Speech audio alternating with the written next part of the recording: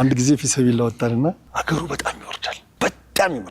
ቀቡል ቢባል አገር ወደ ደቡብ ጉራጌ አገር ሙጎ ቀቡል እነኚህ በጣም የብርድ ቦታ ናቸው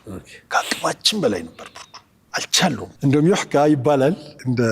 ለቀልድም ሊሆን ይችላል እዛ ሙጎ የምትባል ሀገር ላይ ሄደው አንድ ሼክ ፈጅር አልሰግድም አሉ ከዘከዘኛል ብለው ምን ነው ሲባሉ አረ ሼክ ሲባሉ እኔ አላህ ለምን ፈጅር አልሰገድክም ብሎ ሳይሆን ቢጠይቀኝ ለምን እዚህ ሀገር መጣህ ብሎ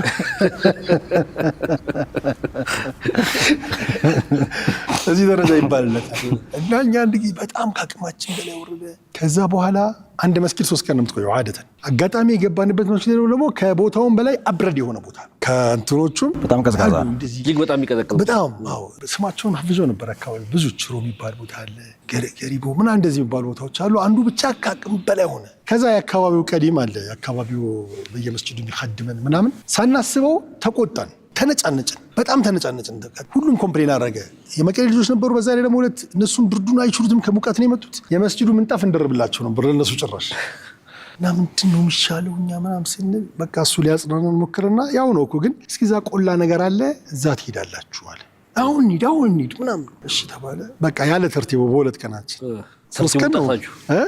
ተርቲቡን አፈረስነው ከዛ ትሄዳላችሁ ተብሎ ተፈሰለ ጠዋት መሽራ ላይ ነው ዛሬ ትሄዳላችሁ ተባለ ከዛ ያው አህያ ምናምን ይመጣል ዕቃችን የሚጫንበት ምናምን ከዛ ኺድማ ከአንድ ልጅ ጋር ገብቼ ቁርስ እየሰራን ልጁ ምን አለኝ ልክ አልሰራንም አለኝ ለምን አልኩት ስለው እሱም ያርግ ብርዱን አልፈጠረው ከድር ይባላል እንትኑ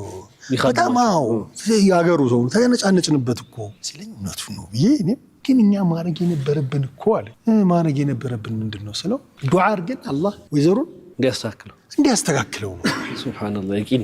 እንጂ እሱ ላይ መጮሃችን ሲለኝ በጣም በቃ ገረመኝ ልጁ ከዛ እኔ እንደውም በቃ ኺድማ ስትሆን በጣም የአላህ መርዳትም ታገኛለህ ኢማንህም ከፍ ይላል ያውን ኺድማ ላይ ነኝ የከተፈ ምናምን ሽንኩርት ምናምን ያአላህ በቃ ለኛ ተስማሚ ያዘር ወይዘር አድርገው ምናምን ያለ ዱዓ አደረገ ከዛ በኋላ ይገርምሃል ዊፊሊት ተመቻችልን አቡኪ